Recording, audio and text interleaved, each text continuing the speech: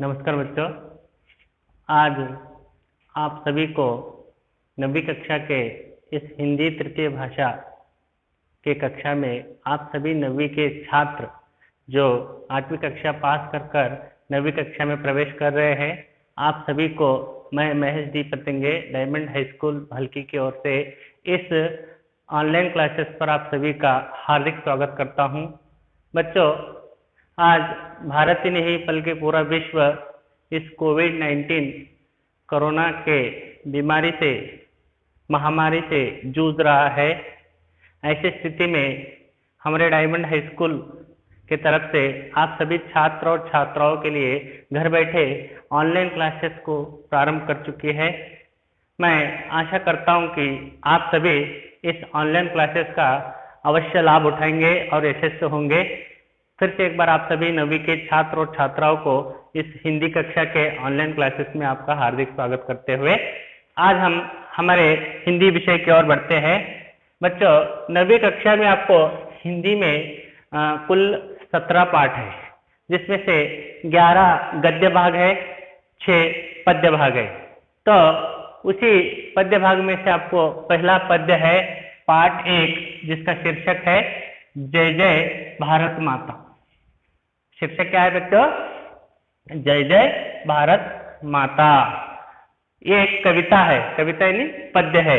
तो इसके कवि है राष्ट्र कवि मैथिली शरण गुप्त जी। तो इस पद्य के कविता कौन है? कवि कौन है? राष्ट्र कवि मैथिली शरण गुप्त है। तो हम यहाँ पर आज के भाग में हम क्या क्या पढ़ने वाले हैं? भाग 1 है, जिसमें हम क्या क्या पढ़ने वाले हैं सविस्तार मैंने यहाँ पर बिंदुओं के आधार पर लिखा है। सबसे पहले हम कविता का आशय जानेंगे। क्या उद्देश्य है इस कविता का? कवि हमें क्या जानकारी देना चाहता है, क्या संदेश देना चाहता है समाज को कवि, इसके बारे में विस्तृत रूप से जानकारी लेंगे। उसके बाद कवि का परिचय पाएंगे, कवि का संपूर्ण यहाँ पर परिचय पाएंगे। तीसरे बिंदु में पाठ के कठिन शब्दार्थों की जानकारी लेकर आपको समझाएंगे। फिर बाद में आपको चौथे बिंदु पर कविता वाचन किया जाएगा। फिर 5वें बिंदु पर कविता का भावार्थ सविस्तार बताया जाएगा। फिर अंत में आपको अभ्यास के कुछ प्रश्न दिए जाएंगे, जिसमें कविता को कंठस्थ करने के लिए कहा गया है। इन बिंदुओं के आधार पर हम आज की कक्षा को आगे बढ़ाएंगे। तो सबसे पहले हम कविता का आशय देखेंगे। हाँ बच्चों, हर एक पाठ का, हर एक कविता का एक उद्देश्य होता है। कवि का, लेखक का एक उद्देश्य होता है कि वो अपने जरिए समाज को, देश को क्या संदेश देना चाहता है अपने जरिए। तो यहाँ पर जय जय भारत माता कविता के द्वारा कवि, राष्ट्र कवि मैथिली शरण गुप्त, हम आपको कुछ संदेश देना चाहते हैं। आपको ऐसा भी प्रश्न पूछ सकता है कि जय जय भारत माता कविता से आपको क्या सीख मिलती है? जय जय भारत माता कविता से बच्चों आपको क्या सीख मिलती है? तो यहाँ पर इन बिंदुओं के आधार पर आपको उत्तर लिखना आना चाहिए। सबसे पहले इस कविता के द्वारा कवि इस कविता में भारत माता का गुणगान कर रहे हैं। कवि यहाँ पर भारत माता का गुणगान कर रहे हैं। गुणगान का मतलब क्या होता है बच्चों? गुणगान का मतलब होता है प्रशंसा करना, किसी के अच्छे विचारों को प्रकट करना, किसी के अच्छे गुणों का वर्णन करना। तो यहाँ पर इस कविता में कवि क्या कर रहे हैं? भारत माता के गुणगान यानी प्रशंसा कर रहे हैं। ठीक है बच्चों, आगे देखेंगे। कवि प्रार्थना कर रहे हैं कि इस देश के पावन आंगन में अंधेरा हटे और ज्ञान मिले। कवि इस देश में अज्ञान रूपी अंधकार को हटाने की मांग कर रहा है। जो हमारे में अज्ञान भरा हुआ है, अंधकार भरा हुआ है, ऐसे अंधकार को ज्ञान के दिए से, उसके प्रकाश से उस अंधेरे को दूर कर देश में शांति अमन चाहता है। तो ऐसे अंधेरे को हटाकर पावन आंगन में, यानी पवित्र आंगन में, भारत माता के पवित्र आंगन में अंधकार को हटाकर ज्ञान की रोशनी फैलाने का प्रयत्न कर रहे हैं। प्रार्थना का मतलब क्या होता है बच्चों? निवेदन, विनती, वंदना। तो यहाँ पर आप जैसे आप अंग्रेजी में से क्या करते हैं? प्रेयर, जिसे प्रार्थना कर रहे हैं कि इस देश का अंधकार हटे, इस पवित्र आंगन में ज्ञान का दिया जले। तो ऐसे प्रार्थना कौन कर रहे हैं? कवि, राष्ट्र कवि मैथिली शरण गुप्त अपने कविता के जरिए भारत माता से गुजारिश कर रहे हैं। नेक्स्ट बिंदु पर सब लोग मिलजुल कर भारत माता के यश की गीत गाने चाहिए। भारत माता के मिलजुल कर यानी हिंदू, मुस्लिम, सिख, ईसाई, बौद्ध, जैन सब धर्म के लोग, अगर दुनिया में ऐसा कौन सा देश है जो इतने धर्मों को लेकर चलता है तो भारत है। तो ऐसे भारत देश में सब जाति धर्म के लोग भेदभाव को भुलाकर एक साथ अखंडता से, एकता से रहकर भारत माता के यश का मतलब कीर्ति, यश की गाथा गानी चाहिए। इस तरह से कवि अपने भारत माता से इस कविता द्वारा प्रार्थना कर रहे हैं। इस कविता में कवि हिमालय और प्रकृति सौंदर्य का परिचय देते हैं।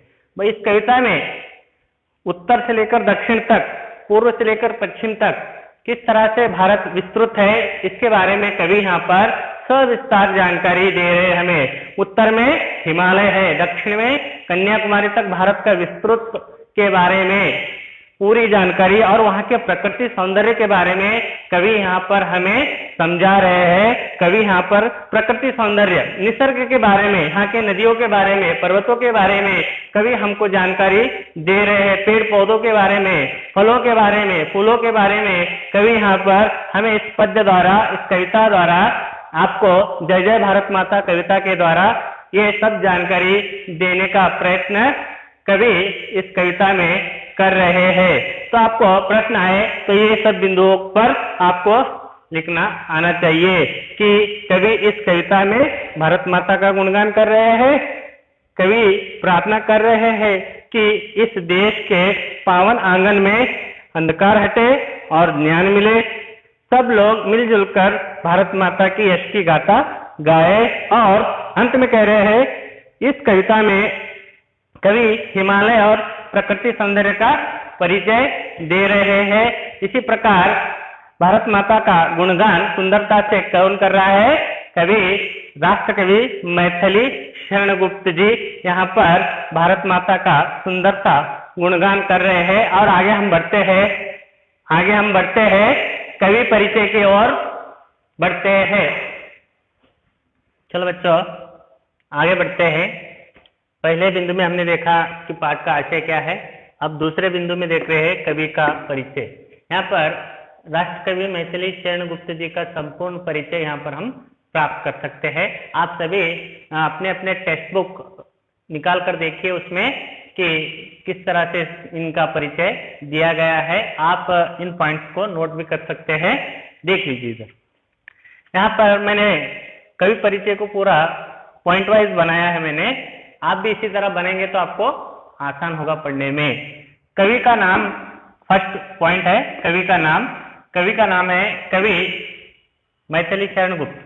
राष्ट्र कवि मैथिली शरण गुप्त जी जय जय भारत माता की कविता के कवि है। तो काल का मतलब उनके जीवन की पूरी अवधि। उनके जीवन की पूरी अवधि यहाँ से यहाँ तक मैंने लिखा है 1886 से 1964। थोड़ा सा यहाँ पर आपको पढ़ने में अगर ये दिक्कत है तो यहाँ पर मैंने लिखा है 86, कैसे पढ़ते 86 और 64। 1886 से लेकर 1964 तक इनकी कालावधि रही। और जन्म दिनांक, इनका जन्म दिनांक सन 1886 में इनका जन्म होता है। कब होता है? 1886 में इनका जन्म होता है। जन्म स्थान, नेक्स्ट पॉइंट, जन्म स्थान। जन्म स्थान कहाँ है इनका?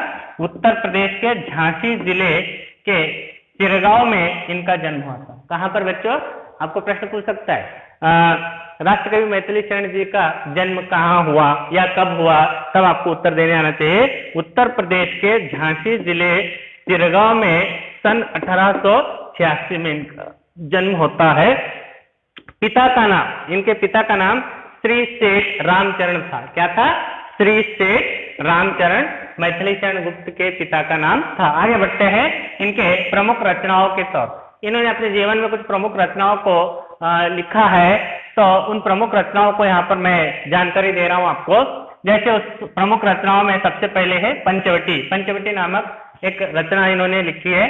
पंचवटी, जयद्रथ, अनघ, रंग में भंग, भारत भारती, नहुष आदि इनकी प्रमुख रचनाएं हैं। प्रश्न दिया जा सकता है आपको कि राष्ट्रकवि मैथिली शरण गुप्त जी के प्रमुख रचनाओं के बारे में लिखिए। तब आपको लिखना है पंचवटी, जयद्रथ वध, अनघ, रंग में भंग, भारत भारती, नहुष आदि इनकी प्रमुख रचनाएं हैं।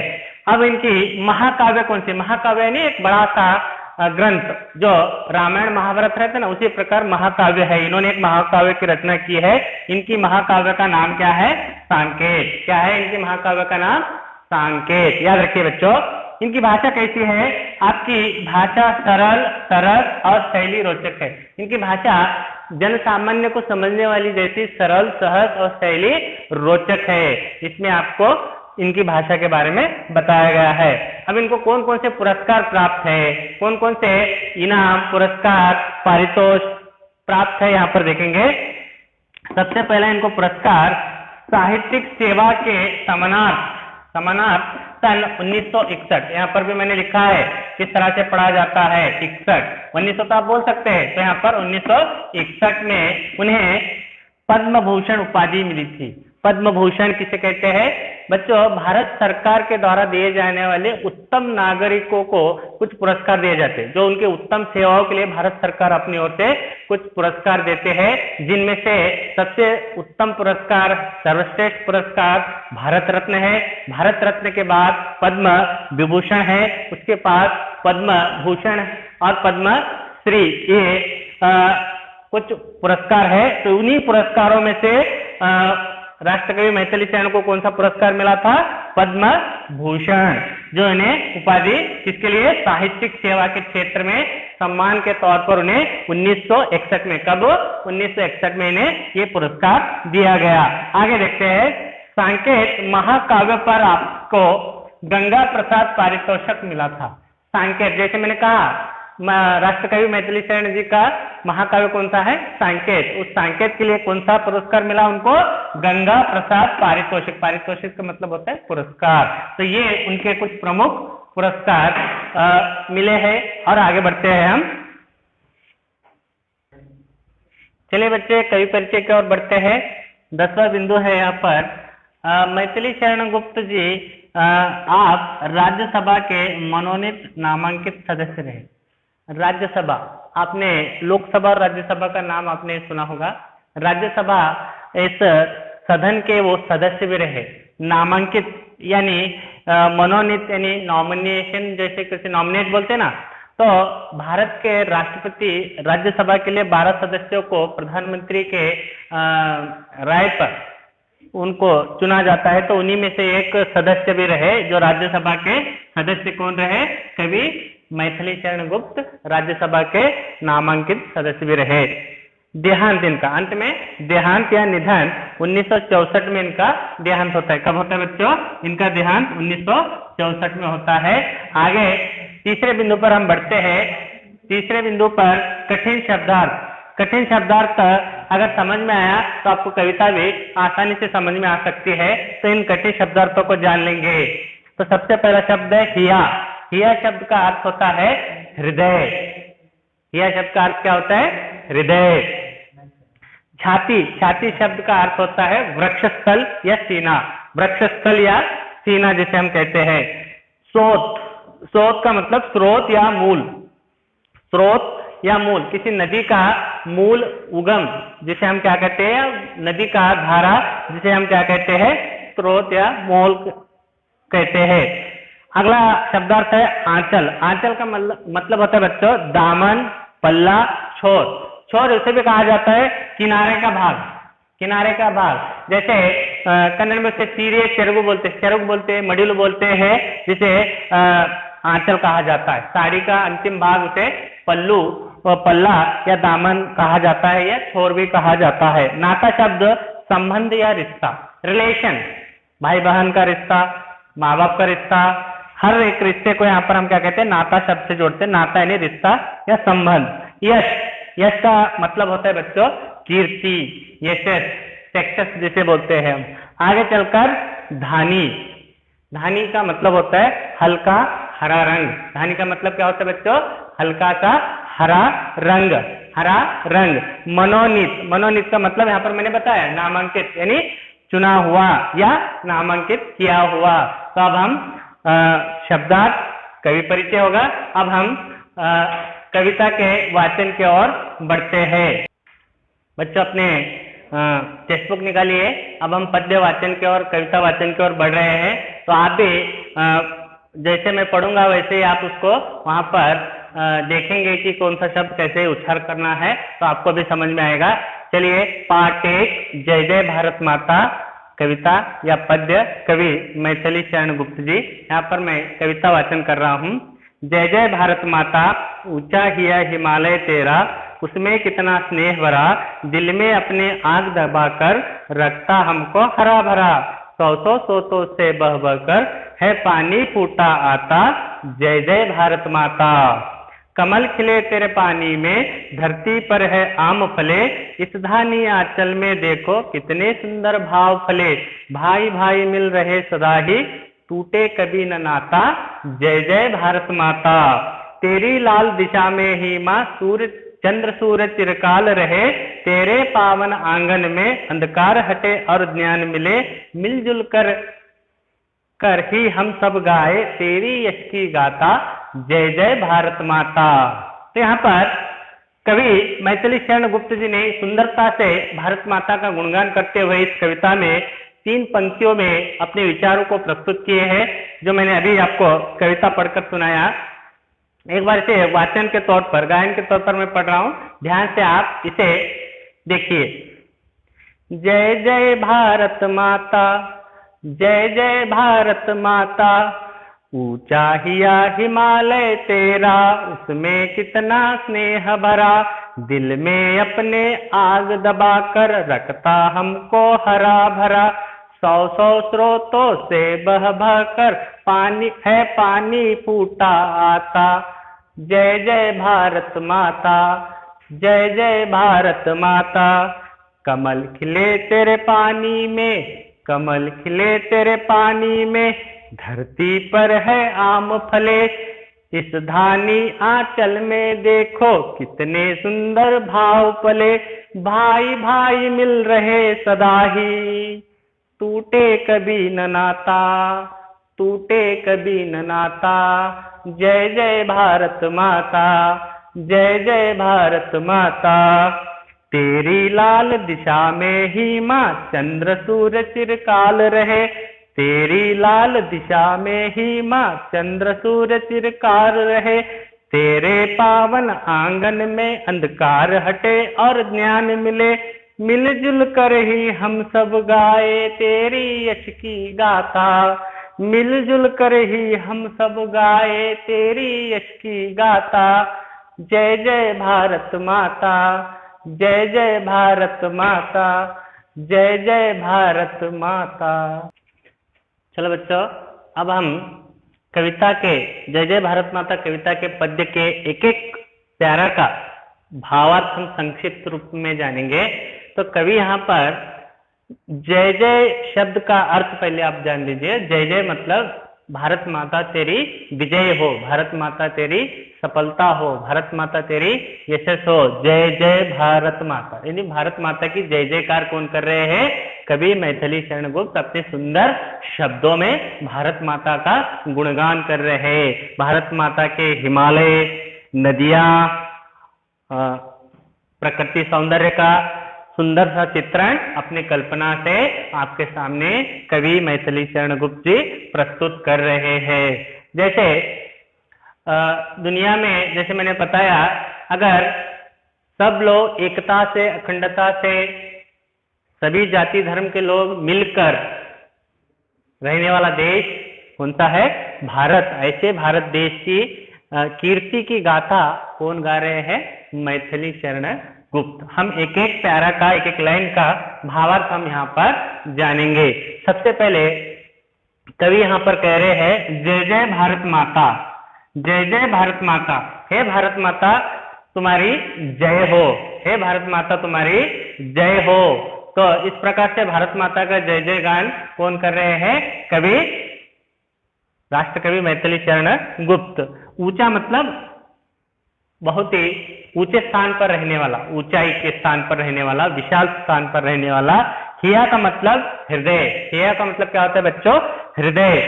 यहाँ पर स्नेह का मतलब प्यार, दुलार या भ्रातृत्व, जिसे हम दोस्ती स्नेह भाव कहते हैं, उसे स्नेह कहते हैं। आग का मतलब अग्नि होता है। यहाँ पर हरा भरा का मतलब हरियाली होता है, हरापन होता है। खेतों में जैसे किसान अपनी फसल उगाता है तो हरा भरा होता है, उस तरह से हरा भरा होता है। 100 स्रोतों से, यानी 100 स्रोत से नदियां, किसी नदी का मूल स्थान या बहने वाली धारा को हम क्या कहते हैं, स्रोत कहते हैं। मूल धारा को स्रोत कहते हैं। पानी फूटा आता है, जय जय। तो यहाँ पर मैं एक बार कविता वाचन कर रहा हूँ, फिर आपको विवरण दूंगा। जय जय भारत माता, ऊंचा हिया हिमालय तेरा, उसमें कितना स्नेह भरा, दिल में अपने आग दबाकर रखता हमको हरा भरा, 100 स्रोतों से बह बह कर है पानी फूटा आता, जय जय भारत माता। तो यहाँ पर कवि हिमालय के बारे में भी कुछ कह रहे हैं। कवि कह रहे हैं, हे भारत माता, तेरा हृदय कैसा है, हिमालय के जैसा। हिमालय, तो यहाँ पर पहले हम थोड़ा सा हिमालय पर्वत के बारे में, हिमालय से भारत के लिए क्या क्या लाभ है, हिमालय के प्रयोजन क्या क्या है, हम जानेंगे। फिर आपको मैं सविस्तार इस कविता के बारे में बताऊंगा। तो यहाँ पर जो उत्तर में हिमालय कहाँ पे है बच्चों, उत्तर में हिमालय पर्वत है, उससे अनेक नदियां फूटकर बहती है। उस नदियां बहती है, तो हिमालय से हमें क्या लाभ है। हिमालय भारत के लिए, भारत के उत्तर दिशा में है। हिमालय कहाँ पर है, भारत के उत्तर दिशा में हिमालय स्थित है। हिमालय पर्वत भारत के लिए एक वरदान है। हिमालय पर्वत क्या है, भारत के लिए एक वरदान है। कैसे, यहाँ पर बताया गया है। हिमालय पर्वत भारत की चोटी पर है, वह हमारी पहरेदारी करता है। हिमालय पर्वत जो है उत्तर दिशा में है, वो भारत के लिए एक वरदान है। किस तरह से, हिमालय पर्वत रहने से वो हमारे देश की पहरेदारी करता है, तो दूसरे देश का आक्रमण होने से हम बच सकते हैं। हिमालय हमारे देश की पहरेदारी करता है। हिमालय हमारे देश के मध्य एशिया से आने वाली ठंडी और बर्फीली हवाओं को रोकता है। हिमालय पर्वत होने की वजह से क्या है, भारत में सीधे तरीके से एशिया से, मध्य एशिया से आने वाले बर्फीली ठंडी हवाओं को रोकने का काम कौन करता है, हिमालय पर्वत एक ढाल की तरह उसे रोकने का काम करता है। हिमालय उत्तरी भाग की सभी महान नदियों का उगम स्थान है। हिमालय नदी क्या है, यहाँ पर उत्तर भाग में सभी महान नदियां जैसे गंगा, ब्रह्मपुत्र, सिंधु नदियां हिमालय से बहकर उत्तर भारत से बहते हुए पूरे भारत में प्रवेश करते हैं। तो ऐसे महान नदियों का उगम स्थान कहाँ है, हिमालय पर्वत पर है। तो विश्व में सबसे बड़ा, सबसे ऊंचा अगर शिखर है, सबसे ऊंचा शिखर कौन सा है, माउंट एवरेस्ट, जिसकी कितनी ऊंचाई है बच्चों, 8,848 मीटर जो है इसकी ऊंचाई है। विश्व में सबसे ऊंचा शिखर माने जाने वाला हिमालय में कौन सा पर्वत है, माउंट एवरेस्ट, जिसकी ऊंचाई 8,848 मीटर ऊंचाई पर स्थित है। तो ऐसे में वहां पर बहने वाली नदियां, यहाँ पर उगम होने वाली नदियां कौन सी है, गंगा, सिंधु, ब्रह्मपुत्र आदि नदियां वहां पर बहती है। इसके अलावा हिमालय पर्वत के कई प्राकृतिक जड़ी बूटियां भी हमको प्राप्त है। हिमालय में क्या है, बहुत से बड़ी प्राकृतिक नैसर्गिक रूप से मिलने वाले जड़ी बूटियों को भी हम प्राप्त कर सकते हैं, जिससे हम दवाई बना सकते हैं। खनिज संपदा भी हमको वहां पर प्राप्त है। अनेक प्रकार के खनिज संपदा कहाँ पर मिलते हैं, हमें हिमालय में मिलते हैं। ऐसा हिमालय भारत के प्रतीक यहाँ पर हिमालय को हम देखते हैं। आगे चलकर हिमालय को में अनेक खूबसूरत नदियां, इसके अलावा पर्यटन टूरिज्म प्लेस भी है, जहां पर हम जाकर विश्रांति करते हैं। ऐसे टूरिज्म प्लेस जिसमें सुंदर पहाड़ियों का चित्र है, पर्यटन स्थल जैसे श्रीनगर है, मनाली है, देहरादून है और नैनीताल है। ऐसे रमणीय प्रेक्षणीय स्थल हमें हिमालय के गोद में मिलता है। तो ये हिमालय के बारे में कुछ जानकारी बताने की कोशिश मैंने की है। तो ऐसे हिमालय के बारे में कवि यहाँ पर बता रहे हैं, जय जय भारत माता, ऊंचा हिया हिमालय तेरा। भारत माता, तेरा हिमालय का शिखर ऊंचा है, विशाल है। उस विशाल हिमालय से अनेक नदियां बहती है, अनेक नदियां बहती है, उसमें स्नेह भरा हुआ है। क्या भरा हुआ है, स्नेह भरा हुआ है। कवि मैथिली शरण गुप्त जी इस कविता के द्वारा भारत माता का गुणगान प्रशंसा करते हुए कहते हैं, हे भारत माता तुम्हारी जय हो, हे भारत माता तुम्हारी जय हो, तुम्हारी जय जयकार हो। उत्तर में ऊंचा विशाल हिमालय पर्वत है तुम्हारा। जैसे मैंने अभी हिमालय के बारे में कुछ जानकारी आपको दी, उत्तर में क्या है, उत्तर दिशा में ऊंचा हिमालय है तुम्हारा, ऊंचा हिमालय है तुम्हारा। लगता है कि उसके दिल में पूरा स्नेह प्रेम भाव दुलार भरा हुआ है। उस हिमालय के हृदय में क्या भरा हुआ है, स्नेह भाव प्रेम भाव भरा हुआ है। यानी इस भारत के देश में लोग अत्यंत स्नेह के साथ एकता के साथ रहते हैं। हिमालय उन्हीं के प्रकार अनेक कष्टों को दुखों को सहकर हमको सुख देता है। हिमालय अनेक कष्टों को सहकर हमारी पहरेदारी करता है, हमारे लिए नदियों का उगम स्थान है, हमारे लिए प्राकृतिक रमणीय प्रेक्षक स्थल है। अनेक कष्टों को सहकर भी हमें क्या देता है, प्यार देता है, हमें स्नेह भाव देता है। कौन, हिमालय हम सबको स्नेह भाव देकर क्या करता है, हरा भरा रखता है। ये नदियां बहकर पानी के स्रोत आकर हमारी धरती को हरा भरा धन संपदा से भरा एक देश, परिपूर्ण देश बनाता है, जिसे किसान हमारा अनाज उगाकर हरियाली, हर तरफ हरियाली को समृद्ध का संकेत, हरा भरा यानी समृद्धि का संकेत, अनाज फल फूलों से भरा हुआ देश भारत है। ऐसे 100 स्रोतों से बह बहकर पानी फूटा आता। तुम्हारे गोद में से, तुम्हारे हृदय में से 100 नदियां बहते हुए भारत में प्रवेश करते हैं। उस नदियों से किसान खेती उगाता है, फसल उगाता है, तो देश अन्न से संपन्न रहता है। ऐसी भारत माता तुम्हारी जय हो, ऐसी भारत माता तुम्हारी जय हो। वह नदी हिमालय के गोद में अनेक महान नदियां जन्म लेती है, जैसे गंगा, सिंधु, ब्रह्मपुत्र, अनेक नदियां यहाँ पर बहती है। वह नदियां ऊंचाई से बह बहकर देश के खेत हरे भरे रखती है। सुख संपदा धन धाम के प्रतीक है। सुख संपदा और धन धाम के प्रतीक हमारे भारत के खेत है। इसलिए कभी यहाँ पर बार बार पुनः पुनः कहते हैं, हे भारत माता तुम्हारी जय जयकार हो। किस लिए, तुम्हारा ऊंचा ही है, हृदय के जैसा विशाल हिमालय है। इसके अलावा उसमें आग दबाकर अनेक कष्टों को, आग का मतलब यहाँ पर कष्ट को संबोधित किया जा रहा है, कष्टों को स्नेह भरा हुआ है। इसके अलावा तुम्हारे दिल में अनेक कष्टों को समाये हुए भी हमको स्नेह भरा प्यार देने वाला काम कौन कर रहा है, हिमालय कर रहा है। हरा भरा रख रहा है हमारे खेत, हरे भरे खेत खलियान सुंदरता से यहाँ पर लहराने का काम इस नदी से, इस पानी से हो रहा है। और ऐसे नदियां भारत में निरंतर बहते रहती है। इससे भारत में समृद्धि, यश और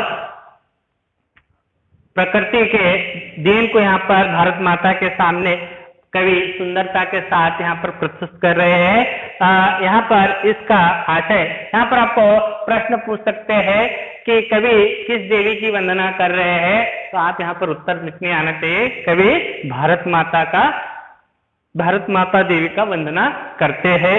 यहाँ पर हिया शब्द का अर्थ क्या हो सकता है बोलकर पूछेगा, तो आपको यहाँ पर उत्तर हिया शब्द का हृदय होता है।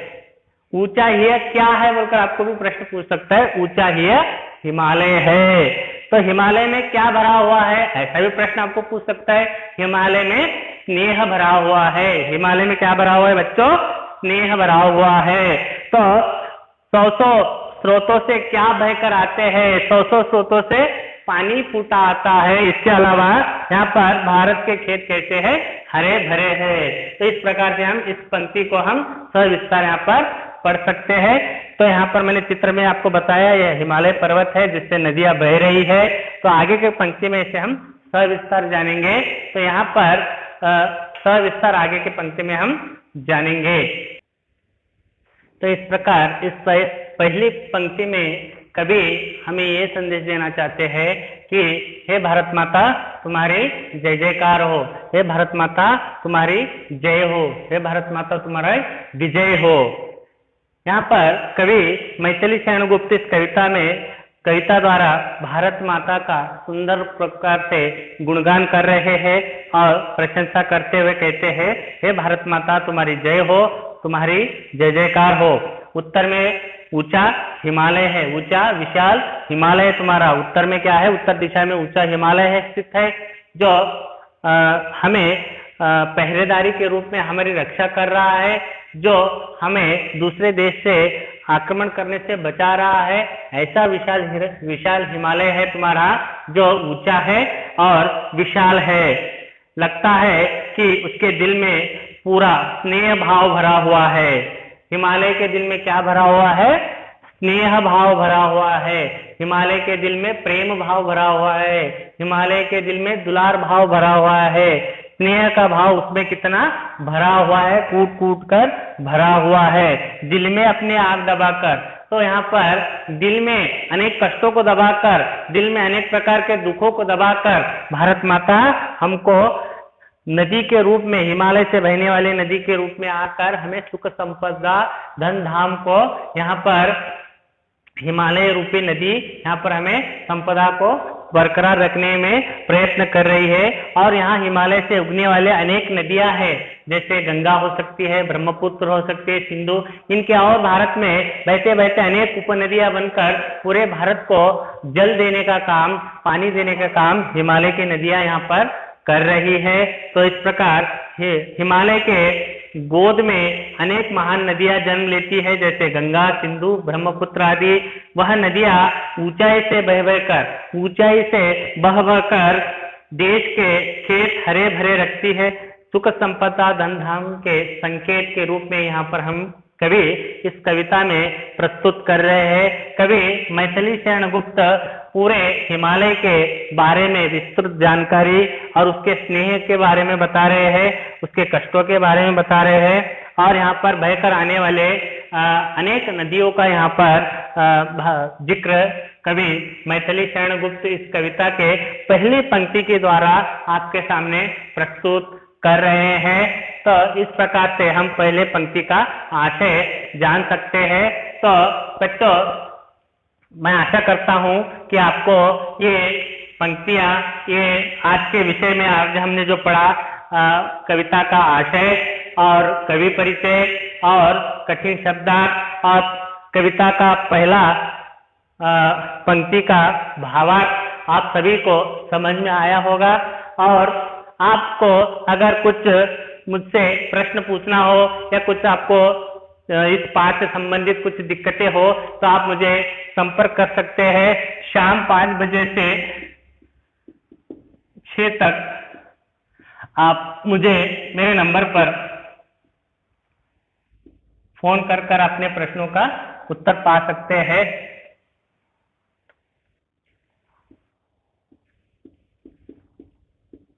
यहाँ पर बोर्ड पर मैंने अपना नंबर लिखा है और समय भी लिखा है। समय क्या होगा?